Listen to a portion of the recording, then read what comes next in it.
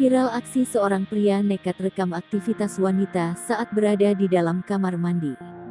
Video ini dibagikan oleh pemilik akun Instagram @sharonmadeleine9 di Instastory miliknya. Sharon, sang wanita yang menjadi korban, lalu mengunggah sekitar 6 video di Instastory miliknya, memperlihatkan bagaimana pelaku melancarkan aksi memasang kamera tersembunyi di dalam toilet. Setelah buang air kecil, Sharon merasa curiga saat melihat ke arah sudut atas kanan kamar mandi ada buletan seperti kamera. Abang Sharon pun bereaksi saat mengetahui ada yang usil merekam aktivitas adiknya saat berada di dalam toilet.